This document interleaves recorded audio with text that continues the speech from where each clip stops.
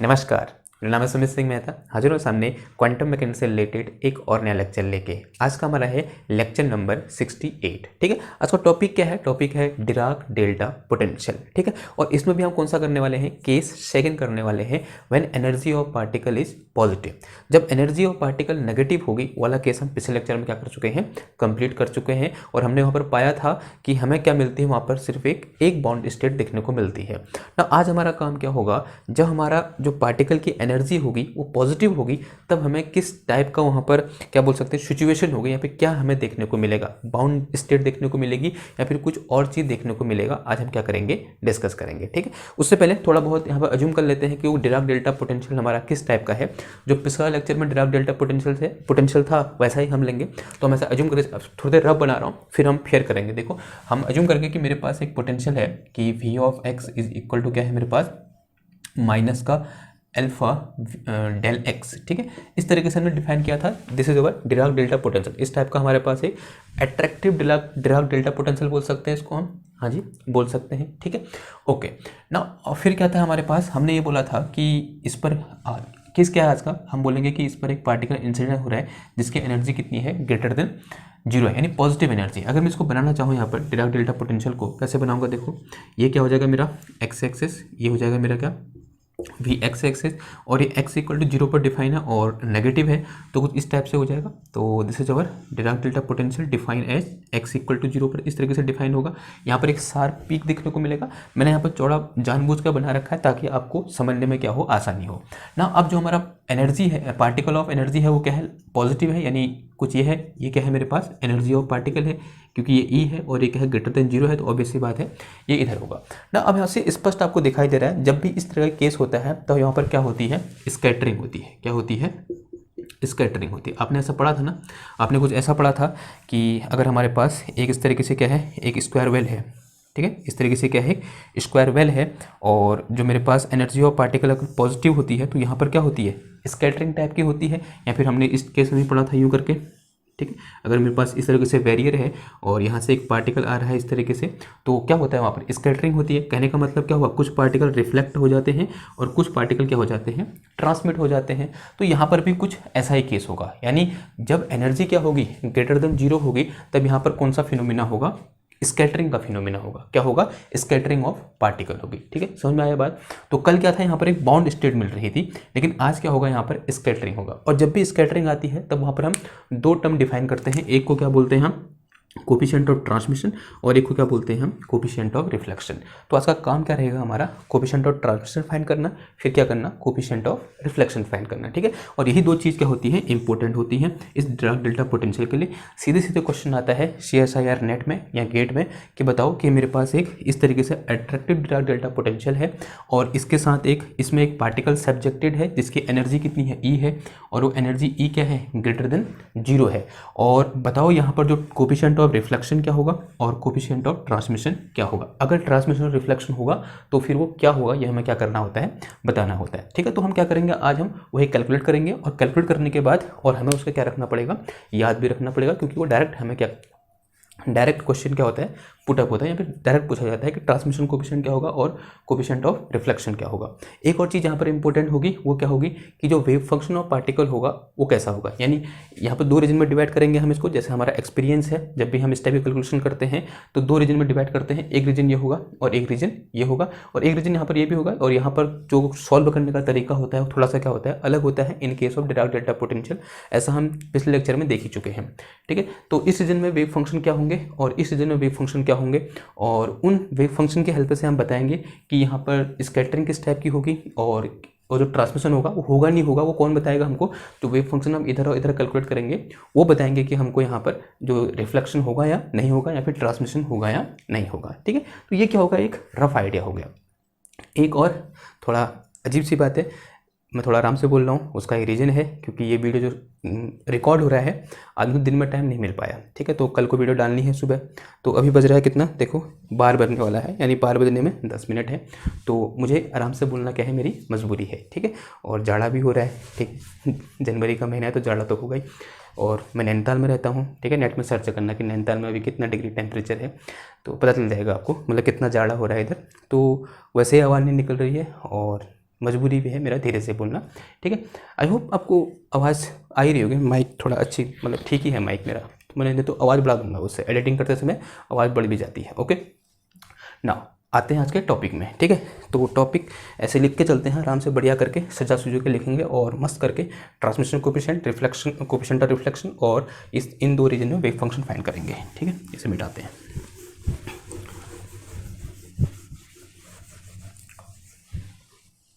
Okay, तो let us consider, ऐसे click कर चलो, let us consider a particle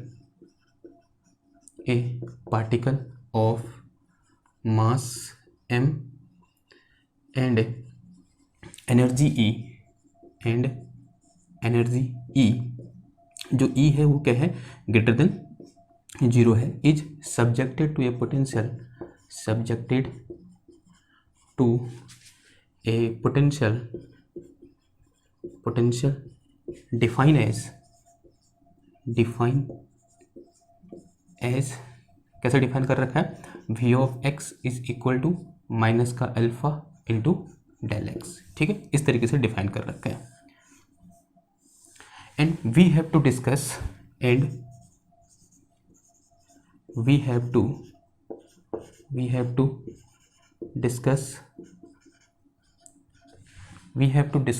क्या लिखा मैंने, we have to discuss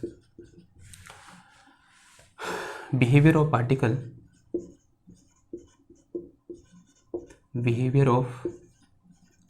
particle when it interact with given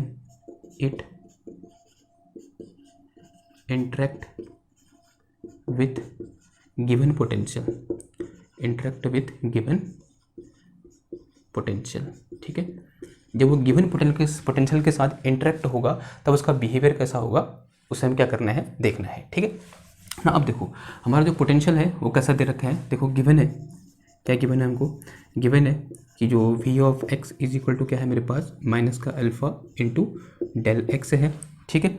और इसको हम कैसे दिखा सकते हैं, ऐसे भी लिख सकते हैं, अज्यूम कर लो कि ये क्या है मेरी x एक्सिस है और ये क्या है मेरी इस तरीके से v x एक्सिस है, और यहाँ पर डिराक डेल्टा पोटेंशियल डिफाइन है, तो इसको सीधी लाइन से दिखा दो एक, ठीक है। ये लाइन किसको रिप्रेजेंट कर रही है, इस पोटेंशियल को रिप्रेजेंट कर रही है, ठीक है। आप थोड़ा चौड़ा भी बना सकते हो, ओके। ऐसे लाइन से दिखा दो, खाली क्या बना दिया हमने, ऐसे लाइन बना दिया। और ये पॉइंट क्या है मेरा, x इक्वल टू 0 पॉइंट है, और ये रीजन कौन सा है, x लेस देन 0 वाला रीजन है, और ये रीजन कौन सा है, x ग्रेटर देन 0 वाला रीजन है, ठीक है। नाउ अब ठीक है, तो इस टाइप का है हमारे पास। तो ऐसा अज्यूम कर रहे हैं हम कि कोई एक पार्टिकल है जिसकी एनर्जी कितनी है, ई है, कोई एक पार्टिकल है जिसकी एनर्जी कितनी है, ठीक है। ये लाइन किसको दिखा रही है, ई को दिखा रही है। जो एनर्जी ई है वो कैसी है, पॉजिटिव है, और इस पार्टिकल का मास कितना है, एम है, और वो क्या हो रहा है, इस पोटेंशियल के साथ इंटरेक्ट हो रहा है। और जब इस पोटेंशियल के साथ इंटरेक्ट होगा, ऐसा ही बोल सकते हैं इस पोटेंशियल पर इंसिडेंट हो रहा है। जब इस पोटेंशियल पर इंसिडेंट होगा तब उसका बिहेवियर कैसा होगा हमें निकालना है, ठीक है। बिहेवियर देखने के लिए हमें क्या करना पड़ेगा, पहले उसका वेव फंक्शन पता होना चाहिए हमको, और वेव फंक्शन पता होने का मतलब मुझे उसका बिहेवियर पता है, ठीक है। तो उसके लिए क्या करेंगे हम, पहले इस रीजन में क्या निकाल लेंगे, उसके लिए वेव फंक्शन निकाल लेंगे, फिर इस रीजन में वेव फंक्शन निकाल लेंगे। वेव फंक्शन कैसे निकलेगा, श्रोडिंगर इक्वेशन सॉल्व करने के बाद। तो यहाँ पर मैं 2 रीजन दे दूँ, इसे मैं क्या बोल दूँ, रीजन फर्स्ट बोल दूँ, और इसे मैं क्या बोल देता हूँ, रीजन सेकंड बोल देता हूँ। ये क्या है मेरा, रीजन सेकंड है। अब हम क्या करेंगे, दोनों रीजन में एक एक करके श्रोडिंगर इक्वेशन क्या करेंगे, सॉल्व करेंगे। तो सबसे पहले किसकी बात करते हैं, रीजन फर्स्ट की बात करते हैं, ठीक है। इससे कंफ्यूज में ये डिराक डेल्टा पोटेंशियल है, ठीक है, ऐसे है, ठीक है। बुक में वैसा बना होता है तो मैंने वैसे बना दिया, खाली लाइन दी होती है ना, मतलब एक्चुअल में खाली ऐसे लाइन जैसा होता है वो, तो थोड़ा ऐसे दिखाने के लिए ऐसा बना दो, ओके ना। ये रीजन फर्स्ट है, रीजन सेकंड है। सबसे पहले रीजन फर्स्ट में क्या करेंगे, श्रोडिंगर इक्वेशन सॉल्व करेंगे। तो देखो इन रीजन फर्स्ट में देखो क्या होगा। अगर रीजन फर्स्ट की बात करें तो यहाँ पर जो v ऑफ x है वो कितना है, 0 है, क्योंकि डिराक डेल्टा पोटेंशियल सिर्फ कहाँ पर डिफाइन है, x इक्वल टू 0 पर डिफाइन है। तो इस ओर यहाँ पोटेंशियल कितना होगा, 0 होगा। तो v ऑफ x कितना है, 0 है फॉर x लेस देन 0 के लिए, ओके।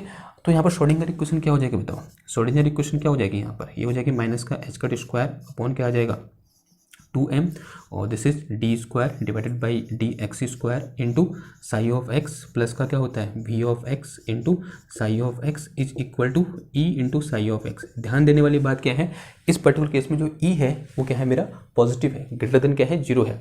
पिछले वाले केस में क्या था, ई लेस देन 0 था। ठीक ना, अब वी ऑफ एक्स कितना है, 0 रखे, 0 है तो 0 पुट कर दो यहाँ पर, ये आ जाएगा मेरे पास कितना, माइनस का एच का स्क्वायर अपॉन कितना आ जाएगा ये 2m, this is d square divided by D x square into psi of x, ये 0 हो गया, और this is equal to e into कितना आ गया, साई ऑफ एक्स आ गया। ठीक नाउ इसे ऐसे बन दो पार्ट में डिवाइड कर दें, इसको इधर भेज दो, ये आ गया मेरे पास कितना, देखो D square divided by D x square into psi of x is equal to minus का twice of M E upon कितना आया एच का स्क्वायर इंटू कितना आ गया साई ऑफ एक्स, ऐसा कुछ आया। इसे इधर ले आओ। ठीक, तो ये आएगा मेरे पास कितना, D square divided by D x square into psi of x और प्लस का twice of M E upon H का square into psi of x and this will be equal to 0। Clear ना। अब देखो, अब यहाँ पर कुछ अज्यूम करते हैं, ऑब्वियसली बात है, मतलब अब तो आदत होगी हमको इस टाइप का डिफरेंशियल इक्वेशन सॉल्व करने की, तो इसे कुछ अज्यूम कर लो। तो अज्यूम करके क्या हो जाएगा ये, तो लेट अस कंसीडर, इसको के बोल दूँ मैं, तो ऐसा करो, लेट अस कंसीडर कि जो मेरे पास के स्क्वायर है वो कितना है, twice of M E upon H का स्क्वायर है, और तो के इक्वल टू कितना आ जाएगा, under root of twice of M E upon कितना आ जाएगा, एच का स्क्वायर आ जाएगा। ये वैल्यू यहाँ से उठाकर इधर रखो तो क्या हो जाएगा, ये हो जाएगा मेरे पास कितना, del square divided by del x square into psi of x plus का कितना हो गया ये k square into psi of x and this is equal to 0। ये क्या है, एक जानी पहचानी सेकंड ऑर्डर डिफरेंशियल इक्वेशन है, इसको सॉल्व कर दोगे। कैसे सॉल्व करोगे, इसे ऑक्सिलरी इक्वेशन लिखो, क्या हो जाएगा, एम स्क्वायर प्लस का के स्क्वायर इज इक्वल टू 0, तो एम इक्वल टू कितना आ जाएगा, प्लस माइनस आयोटा के आ जाएगा, क्या आ जाएगा, m equal to plus minus iota k. अब रूट कैसे हैं, एक तो इमेजिनरी है और कैसे डिस्टिंक्ट है, and whenever roots are imaginary and distinct then solution बहुत बार कर रखा है हमने, तो psi of x equal to क्या हो जाएगा, ए ई की पावर आयोटा के एक्स, और फिर क्या आ जाएगा, प्लस बी ई की power minus iota k x. ठीक, अब जब भी इस टाइप का सॉल्यूशन आता है तो इस टाइप के सॉल्यूशन से क्या निष्कर्ष निकालते हैं हम। ठीक है, हमने अगर इससे पिछला लेक्चर जो पोटेंशियल वेरिएबल वाले लेक्चर थे अगर वो पढ़े हुए हैं तो इसे समझने में आपको मतलब चुटकियों भर इतना टाइम लगेगा, चुटकी भर का, कि ये हमको क्या दिखा रहा है। अगर नहीं पढ़े हैं तो आपको दिक्कत होगी। देखो ये रीजन क्या दिखा रहा है, ये वाला पार्ट क्या दिखा रहा है, इंसिडेंट वेव को दिखा रहा है, यानी इंसिडेंट पार्टिकल को दिखा रहा है, और ये वाला जो पार्ट है वो किसको दिखा रहा है, रिफ्लेक्टेड वेव को दिखा रहा है, या फिर रिफ्लेक्टेड प्लेन वेव को दिखा रहा है। रिफ्लेक्टेड प्लेन वेव होने का क्या मतलब है, रिफ्लेक्टेड पार्टिकल को दिखा रहा है। ठीक है, तो ये किसको दिखा रहा है, मेरा इंसिडेंट वेव को दिखा रहा है, किसको दिखा रहा है, इंसिडेंट वेव को, और ये पार्ट किसको दिखा रहा है, रिफ्लेक्टेड वेव को दिखा रहा है, किसको दिखा रहा है, रिफ्लेक्टेड वेव को दिखा रहा है। ठीक है, ओके, क्लियर होगी बात। तो ये क्या है, इंसिडेंट वेव और एक है रिफ्लेक्टेड वेव। यहाँ से क्या कंक्लूजन निकाला कि हाँ, जो रीजन फर्स्ट है, रीजन फर्स्ट में पार्टिकल इंसिडेंट भी होंगे और इससे इंटरेक्ट करने के बाद रिफ्लेक्ट भी होंगे। ठीक है, क्या कंक्लूजन निकला इस सॉल्यूशन से कि in region first there particle will be incident and also there is some probability कि पार्टिकल क्या होगा, रिफ्लेक्ट भी हो जाएगा। तो रीजन फर्स्ट में इंसिडेंट और रिफ्लेक्शन दोनों क्या है, पॉसिबल है। ठीक है, तो यहाँ पर पार्टिकल रिफ्लेक्ट हो रहे हैं, इसका मतलब इससे इंटरेक्ट करने के बाद पार्टिकल क्या हो जा रहा है, रिफ्लेक्ट हो जा रहे हैं, यानी कुछ फ्रैक्शन ऑफ पार्टिकल क्या हो सकते हैं, रिफ्लेक्ट हो सकते हैं। वो हमको इस जो वेव फंक्शन हमारा निकल के आया इस रीजन फर्स्ट में उससे देखने को मिल रहा है। अब रीजन फर्स्ट में वेव फंक्शन है तो इसको मैं साई 1 एक्स बोल देता हूँ। क्लियर होगी बात, ओके ना। अब यहाँ पर जो ए है वो क्या है, एम्पलीट्यूड ऑफ इंसिडेंट वेव है, और जो बी है वो क्या है, एम्पलीट्यूड ऑफ रिफ्लेक्टेड वेव है। ठीक, ये हमने पढ़ा हुआ है पहले भी। जो ए होता है उसे हम क्या बोलते हैं, एम्पलीट्यूड ऑफ इंसिडेंट वेव, और जो बी होता है उसे हम क्या बोलते हैं, एम्पलीट्यूड ऑफ रिफ्लेक्टेड वेव बोलते हैं। ठीक है, ओके ना। अब क्या होगा हमारा, अब क्या करेंगे हम, इस रीजन सेकंड में श्रोडिंगर इक्वेशन सॉल्व करेंगे। ठीक है, करो श्रोडिंगर इक्वेशन कहाँ, इन रीजन सेकंड। तो लिखो यहाँ पर in region second, now region second. ठीक है, क्या होगा, रीजन सेकंड, रीजन सेकंड कहने का क्या मतलब हुआ, when is x is greater than 0। अब एक्स ग्रेटर देन 0 कहने का क्या मतलब हुआ, यहाँ पर जो पोटेंशियल है वो कितना है, 0 है। अगेन इस रीजन में पोटेंशियल कितना है, 0 है। सॉल्व करो दोबारा, क्योंकि ऐसा ही सॉल्यूशन आने वाला है। ठीक, दोबारा सॉल्व कर देते हैं। तो देखो श्रोडिंगर इक्वेशन क्या हो जाएगी इस रीजन में, हो जाएगी मेरे पास अगेन माइनस का एच का स्क्वायर अपॉन कितना आ जाएगा twice of m del square divided by D x square into psi of x. अब पोटेंशियल लिखने की कोई जरूरत है ही नहीं, क्योंकि पोटेंशियल जीरो है। तो इक्वल टू कितना हो जाएगा सिंपल मेरे पास e into psi of x हो जाएगा, और जो ई है वो कैसा है, पॉजिटिव है। इसको उधर भेज दो, तो यहाँ से मेरे पास कितना आ गया d square divided by D x square into psi of x is equal to twice of M e, और माइनस का आएगा यहाँ पर, और डिवाइडेड बाई एच का स्क्वायर इंटू कितना आ गया साई ऑफ एक्स आ गया। ठीक है, now कुछ टर्म मिटाते हैं इधर से, फिर देखते हैं। ओके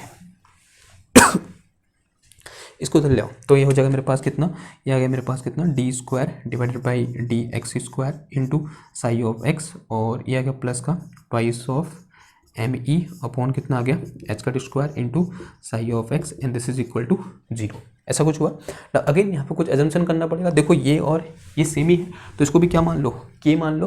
तो अगेन जो हमने एज्यूम कर लिया यहाँ पर, लेट अस कंसीडर कि जो के स्क्वायर है वो किसके बराबर है, twice of M E upon H का स्क्वायर के बराबर है।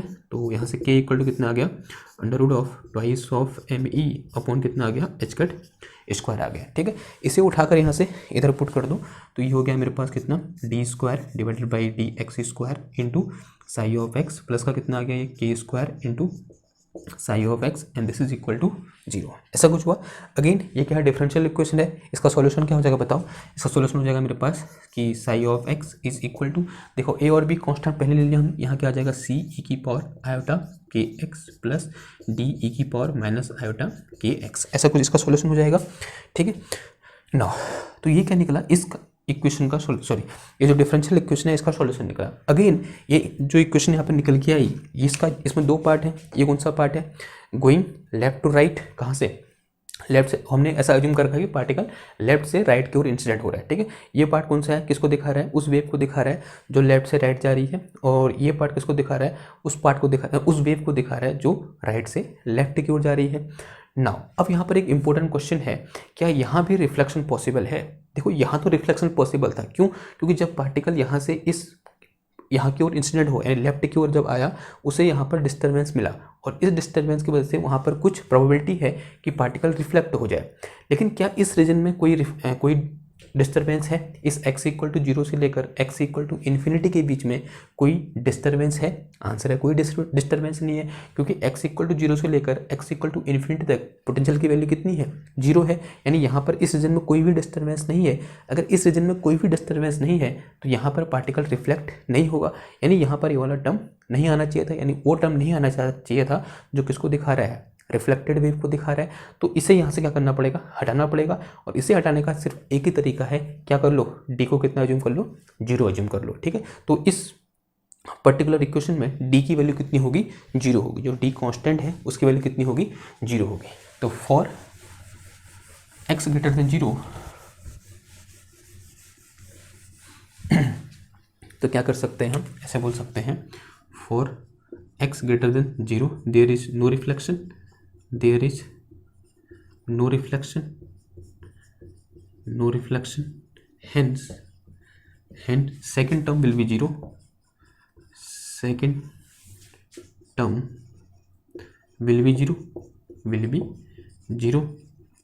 and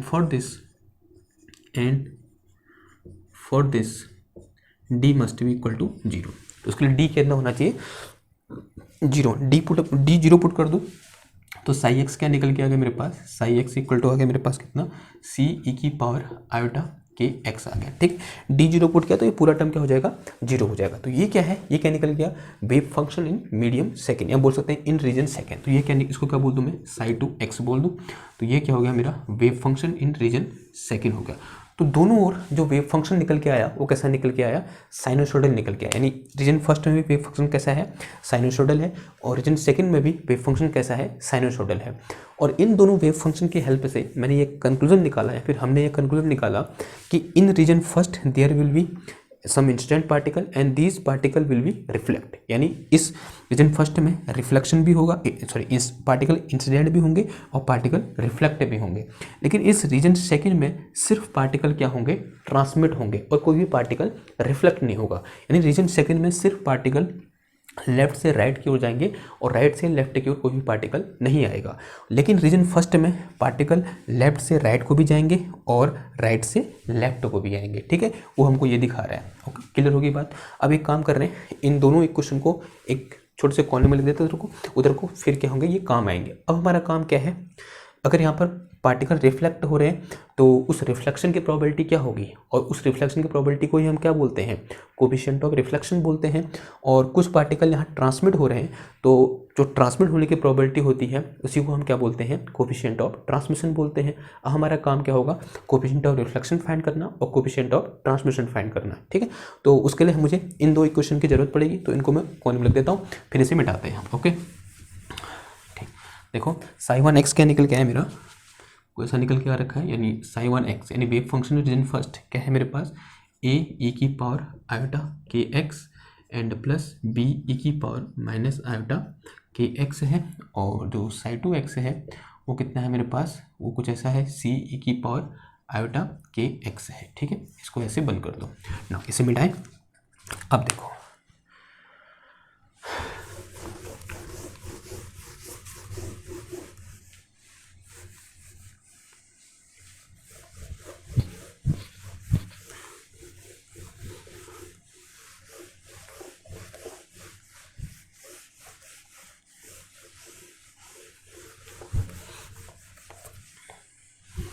ओके ना, अब एक काम कर रहे हैं, यूजिंग बाउंड्री कंडीशन। एक काम करो, बाउंड्री कंडीशन लगाओ, using boundary condition, using boundary condition. देखो एक बाउंड्री कंडीशन क्या होती है, या बोल सकते हैं condition of acceptable wave function. जो वेव फंक्शन होना चाहिए वो कैसा होना चाहिए, कंटिन्यूस होना चाहिए, ठीक है।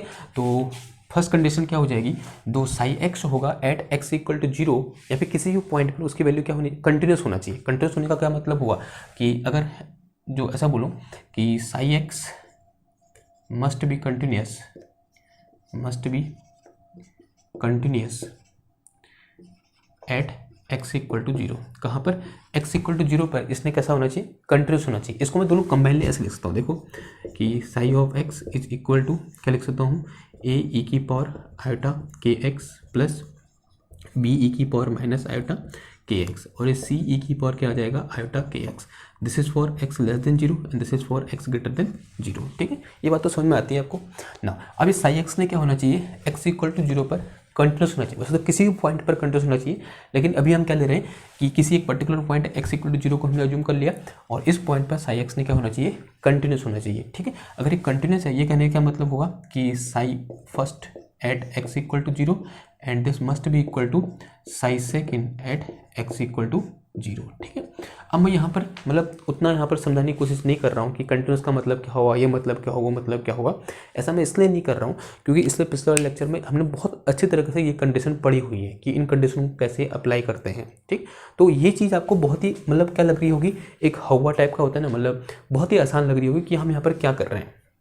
ओके, आई होप सीधे मत आना इधर, मतलब इस लेक्चर को देखने सीधे मत आना। अगर सीधे आओगे तो ये सर के ऊपर से जाने वाला है। तो एक ने एक बार मतलब आपको लेक्चर देखने का सही तरीका क्या होता है, आप उसको कहाँ से देखो, प्लेलिस्ट से देखो, यानी एक के बाद ऐसे देखो तभी, क्योंकि मेरा जो हर लेक्चर होता है वो पिछले लेक्चर से क्या होता है, कनेक्टेड होता है, ठीक। तो यहाँ पर मैं ज़्यादा जोर नहीं दे रहा हूँ कि कंटिन्यूस की कंडीशन क्या हुई, ग्राफ बना के नहीं समझा रहा हूँ, ठीक। क्यों नहीं समझा रहा हूँ, क्योंकि इससे पहले मैं कम से कम 4-5 बार उसे समझा चुका हूँ। तो इससे मैं सीधे यहाँ पर लिख रहा हूँ कि x इक्वल टू 0 पर इसका मतलब क्या हुआ, ये कंटिन्यूटी कंडीशन हुई कि x इक्वल टू 0 पर जो sin1x होगा किसके बराबर होगा, sin2x के बराबर होगा। अब sin1x और sin2x वहाँ दिए हुए हैं, तो देखो क्या हो जाएगा, sin1x का मतलब क्या हुआ, a e की power iota k x plus b e की power minus iota k x at x equal to 0, this must be equal to c e की power iota k x again at x equal to 0।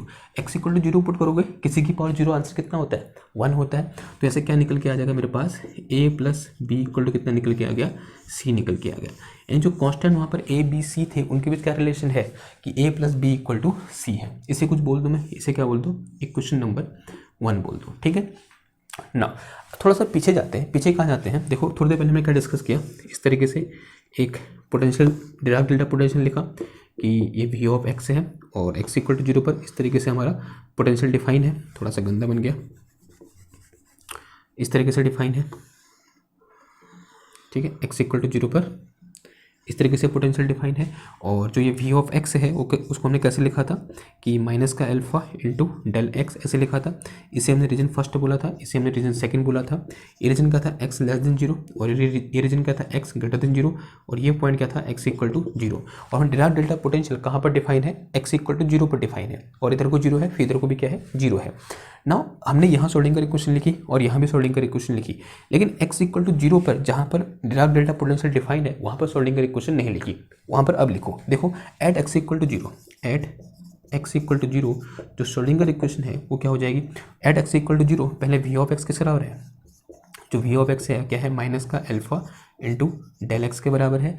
तो अगर मैं यहाँ पर Schrodinger equation लिखूंगा तो क्या हो जाएगा, देखो माइनस का एच कट स्क्वायर अपॉन क्या आ जाएगा 2m into del square divided by del x square into कितना आ जाएगा साई ऑफ एक्स, फिर क्या आ जाएगा देखो, फिर आ जाएगा यहाँ पर प्लस का v of x into psi of x and this is equal to e into psi of x. ऐसा कुछ हुआ ना। अब देखो, अब एक काम करो, इसकी वैल्यू पुट करो, कितना है मेरे पास है माइनस का एच कट स्क्वायर अपॉन कितना आ गया 2m del square divided by del x square into psi of x और माइनस का alpha into del x into psi of x is equal to e into कितना आ गया Sai of x आ गया ना। अब क्या करेंगे ना, इस केस में इसको सॉल्व करने का एक थोड़ा सा अलग तरीका होता है।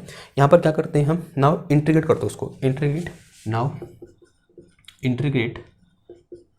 Integrate from minus epsilon to plus epsilon, ठीक है। माइनस एप्सिलॉन से प्लस एप्सिलॉन क्या कर दो, इसको इंटीग्रेट कर दो। ऐसा हमने पिछले लेक्चर में भी किया था, तो करो इंटीग्रेट, क्या हो जाएगा, ये हो जाएगा मेरे पास माइनस का एच कट स्क्वायर 2m, तो कांस्टेंट है बाहर आ गया, माइनस का h cut square 2m integration from minus epsilon to plus epsilon क्या आ जाएगा d square divided by D x square into psi of x into d x. तो माइनस का अल्फा बाहर है, फिर यहाँ पर minus epsilon to plus epsilon और this is del x into psi x into d x and this is equal to क्या हो जाएगा, देखो ई बाहर है और माइनस का एप्सिलॉन टू प्लस एप्सिलॉन ये क्या आ जाएगा साई ऑफ एक्स इंटू क्या होता है डी एक्स होता है, ठीक है।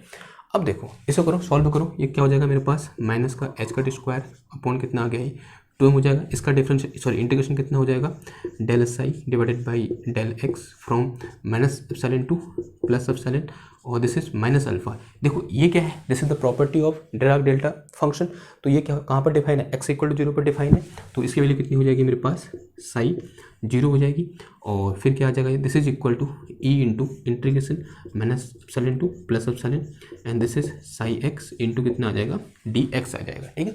अब लिमिट पुट करो यहाँ पर, देखो माइनस का एच कट स्क्वायर अपॉन कितना आ गया 2m आ गया and this is del psi by del x. कौन सी लिमिट पुट करनी है, अपर लिमिट, यानी क्या पुट करना है x equal to plus infinity at x equal to plus infinity. अब x equal to plus infinity की बात हो रही है तो किस रीजन की बात कर रहे हैं हम, x ग्रेटर देन 0 रीजन की बात कर रहे हैं और x ग्रेटर देन रीजन में जो फंक्शन है मेरे पास ये है, यानी क्या है साई 2x है, तो यहाँ पर क्या रखेंगे हम साई 2 बोलेंगे, ठीक है। आई होप दिख रहा होगा आपको, ऐसा पिछले लेक्चर में किया है, एक रिविजन टाइप का हो गया आपका ये। तो यहाँ क्या आ जाएगा साई 2 आ जाएगा, फिर क्या आएगा माइनस लोअर लिमिट यानी क्या आ जाएगा del psi upon del x और ये कहाँ पर है at x equal to minus infinity और सॉरी माइनस एप्सिलॉन कहने का मतलब हुआ, यानी x लेस देन 0 वाले रीजन की बात कर रहे हैं और x लेस देन 0 रीजन में वेव फंक्शन कौन सा है साई 1 x है, तो यहाँ क्या आ जाएगा साई 1 आ जाएगा, ठीक। And this bracket is closed end this minus का कितना आ गया अल्फा और इसको साई नॉट। देखो साई नॉट कहने का मतलब हुआ x इक्वल टू 0 पुट कर दो किसी भी इक्वेशन में, इस इक्वेशन में यहाँ या यहाँ कहीं पर भी x इक्वल टू 0 पुट करो। देखो x इक्वल टू 0 पुट करोगे तो कितना आएगा, यहाँ से c आएगा और अगर ऊपर वाला पुट करते तो कितना आता a प्लस बी आता और a plus b equal to क्या है c है। तो कहीं पर भी रखोगे तो आंसर क्या आना है सेम आना है, तो मैंने नीचे वाले में रख दिया तो कितना आ गया यहाँ पर साई 0 की वैल्यू कितनी आ गई c आ गई, ठीक। And this is equal to कितना हो जाएगा ये e into from integration minus epsilon to plus epsilon this is psi x into d x, ये आया, ओके ना। अब देखो अब क्या करना है यहाँ पर, एक छोटा सा काम करो कि now taking limit epsilon tends to 0 letting epsilon tends to zero, ठीक है। ऐसा अज्यूम करो कि जो एप्सिलॉन है वो जीरो की ओर टेंस कर रहा है। क्यों? क्योंकि एप्सिलॉन हमने यहाँ से हमारा ये माइनस एप्सिलॉन या प्लस एप्सिलॉन, क्योंकि हमें पता है कि शार्पली कहाँ पर डिफाइन है, एक्स इक्वल टू जीरो पर डिफाइन है। तो हम क्या बोलेंगे, जो एप्सिलॉन है वो कहाँ की ओर टेंस कर रहा है, जीरो की ओर टेंस कर रहा है। तो देखो तो क्या हो जाएगा, ये हो जाएगा मेरे पास माइनस का एच का स्क्वायर अपॉन कितना आ जाएगा 2m। अब इसका डिफ्रेंशिएशन किस वाले का, इस वाले का डिफ्रेंशिएशन कितना हो जाएगा, ये हो जाएगा मेरे पास सी आई के, ठीक है होगा, क्योंकि इसका कर रहे हैं ना तो इसी का है, हाँ सी आई के हो जाएगा। फिर कितना आ जाएगा ई की पावर, देखो कितना पुट करोगे, एप्सिलॉन पुट करोगे तो प्लस एप्सिलॉन, तो ई की पावर आई के एप्सिलॉन, ठीक है, इसको पुट कर दिया। फिर क्या कर रखा है, माइनस पहले वाले का, तो पहला वाला क्या है, देखो मेरे पास कुछ ऐसा है, ब्रैकेट में लिखूँ ए आई के, और फिर क्या है ई की पावर आई के, फिर उसको कितना पुट करना है, माइनस एप्सिलॉन पुट कर, तो माइनस और दिस इज एप्सिलॉन, ठीक, क्लियर हुई बात। अब देखो फिर क्या आएगा यहाँ पर बीच में, ये प्लस साइन आएगा, लेकिन इसका डिफ्रेंशिएशन करोगे तो कितना आ जाएगा, माइनस का बी आई के ई की पावर माइनस का आई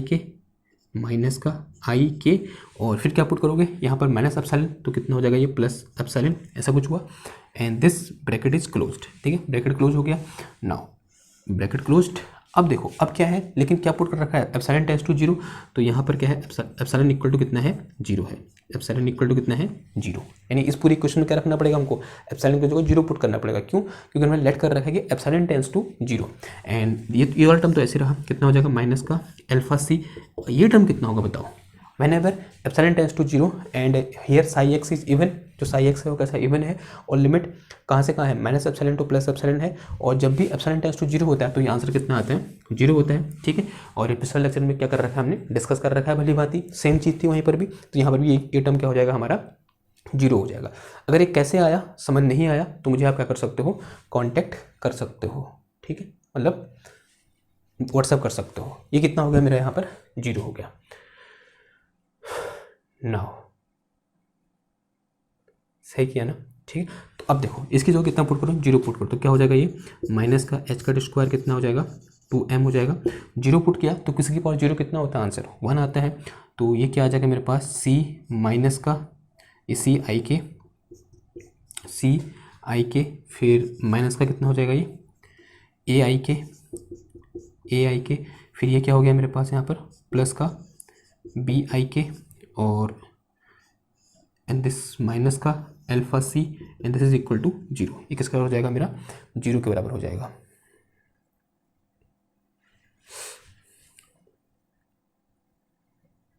ठीक है,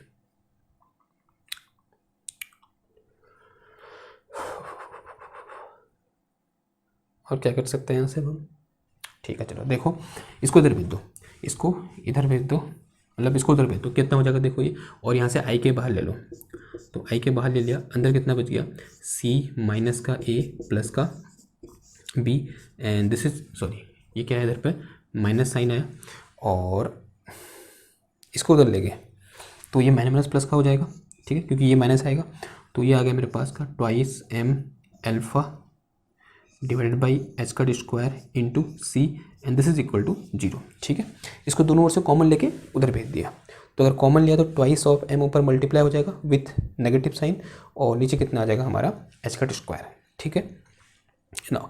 अब इसे कुछ इक्वेशन बोल दो, इसे क्या बोल दो, इक्वेशन नंबर 2 बोल दो ना। अब इन्हीं दोनों इक्वेशन से सॉल्यूशन करके कुछ ना कुछ निकालने की कोशिश करेंगे, ए और सी, बी और ए, क्या करें बताओ, तुम ही बताओ।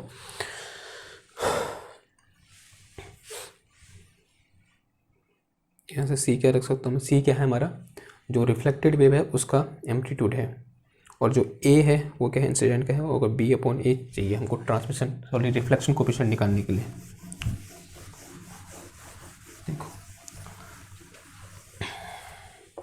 देखो हमें पहले से पता होता है ना कि आर इक्वल टू क्या होता है, बी अपॉन ए का मॉड होता है, ठीक है, क्योंकि ये क्या है एम्पलीट्यूड ऑफ रिफ्लेक्टेड वेव है, और ये क्या है एम्पलीट्यूड ऑफ इंसिडेंट वेव है, और टी इक्वल टू क्या होता है, सी अपॉन ए के मॉड का स्क्वायर होता है, ठीक। तो मुझे आप इन दोनों इक्वेशन को सॉल्व करके बी अपॉन ए और सी अपॉन ए निकालना है, ठीक है, ये मेरा अल्टीमेट गोल है। इसे मिटाऊँ, देखो कैसे निकाल सकते हैं, पहली बात तो ये चेक करते हैं जो मैंने किया है वो सही किया है ना,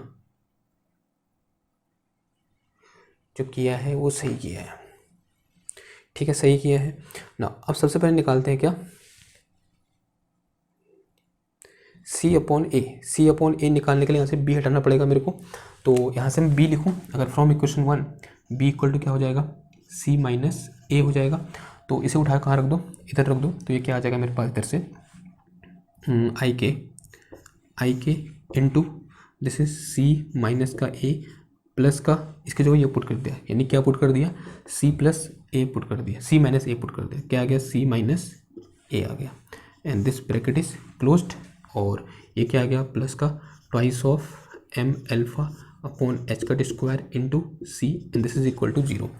तो ये क्या आ गया मेरे पास यहाँ पर, आई के इंटू क्या हो जाएगा, ये हो जाएगा मेरे पास कितना, 2c, सी प्लस सी 2c और माइनस का 2a एन प्लस का twice of M alpha upon H cut square into C and this is equal to 0।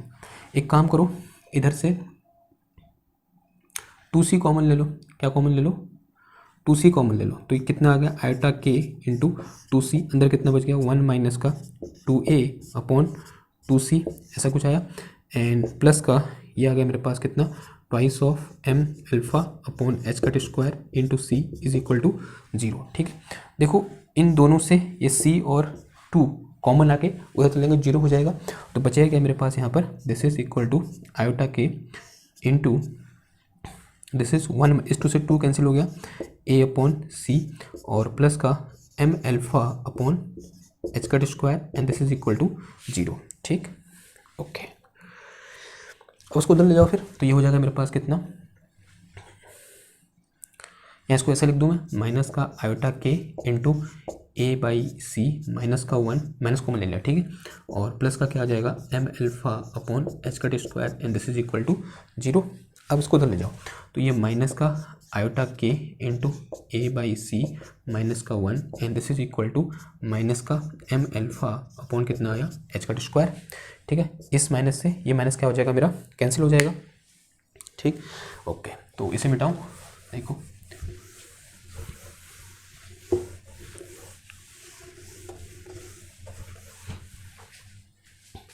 इसे मिटाया तो यहाँ से मेरे पास कितना आ गया, ये आ गया मेरे पास a बाई सी माइनस का 1 and this is equal to, इधर ये मल्टीप्लाई में इधर डिवाइड में चला जाएगा। तो ये हो जाएगा मेरे पास कितना, m एल्फा अपॉन कितना आ गया, आयोटा के इंटू एच कट स्क्वायर। ठीक है, अब उसको उधर ले जाओ। तो ये मेरे पास यहाँ से क्या निकल के आया, a by C is equal to m alpha upon iota के into H cut square plus 1 हो जाएगा जाके। ठीक, देखो इसे मैं क्या लिख सकता हूँ, इसे मैं माइनस का आयोटा लिख सकता हूँ। तो यहाँ से मेरे पास a by C is equal to कितना आया, माइनस का iota m alpha upon K H cut square और प्लस कितना हो गया, ये 1 हो गया। तो यहाँ से मेरे पास c upon a is equal to कितना आ गया, 1 डिवाइडेड बाई, उल्टा कर दिया ना, क्या कर दिया, उल्टा कर दिया। तो 1 डिवाइडेड बाई 1 माइनस का iota m alpha upon K H cut square. ठीक है, ऐसा कुछ निकल के आया। तो ये क्या निकल गया मेरे पास यहाँ पर, c अपॉन ए निकल के आ गया। क्या निकल के आ गया, c अपॉन ए निकल के। अब मुझे क्या निकालना है, b अपॉन ए निकालना है। ठीक है, क्या निकालना है, b अपॉन, इसे याद रखना, ये क्या है मेरा, c अपॉन ए है ना। b अपॉन ए निकालने के लिए अगेन इसकी हेल्प लेंगे हम। देखो सिंस v है, जो a प्लस b है वो किसके बराबर है, c के बराबर है। तो एक काम करो, यहाँ से a कॉमन ले लो, a कॉमन ले लो, तो कितना आ गया, 1 प्लस का b upon A this is equal to c। तो 1 प्लस का b upon A is equal to क्या आ जाएगा, c अपॉन ए आ जाएगा। तो यहाँ से मेरे पास b upon A equal to कितना आ जाएगा, c अपॉन ए माइनस 1 आ गया। और जो c अपॉन ए है उसकी वैल्यू ये रखी हुई है, उठा के इधर रख दो। तो यहाँ से मेरे पास b upon A is equal to, c upon a की वैल्यू ये है मेरे पास, कितना है देखो, ये 1 डिवाइडेड बाई 1 माइनस का iota m alpha upon H cut square and this is minus का 1 and this is equal to, और नीचे कितना आ गया, एलसीएम कितना आ जाएगा, इसी को जरूरत नहीं, इसे मिटा देते हैं।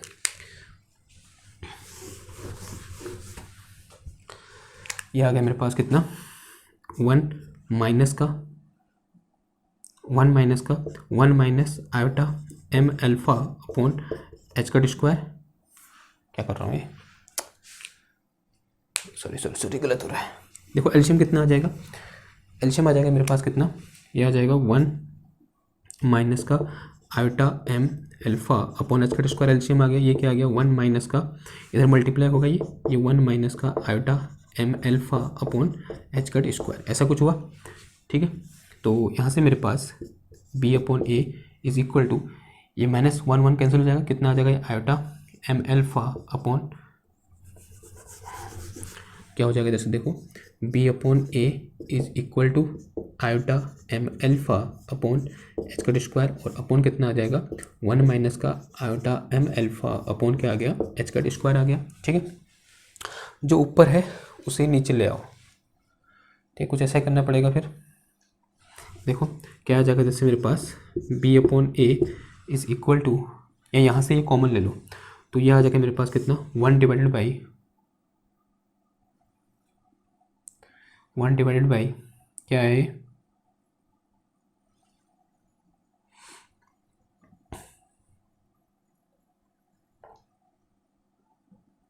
ऊपर जाएगा ना, इसको यहाँ से कॉमन ले लेंगे, इसको ऐसे लिख ही लो, क्या हो जाएगा देखो iota M alpha upon H का स्क्वायर, नीचे से मैं क्या बोल रहा हूँ iota M alpha upon H का स्क्वायर, कॉमन ले लो, अंदर कितना बच गया, ओके, इसको कितना आ जाएगा one divided by iota M alpha upon H का स्क्वायर माइनस वन, ऐसा कुछ आया। देखो इससे ये कैंसिल हो जाएगा, और यहाँ से B upon A equal to कितना हो जाएगा माइनस का वन डिवाइड बाई, ये आ जाएगा वन माइनस,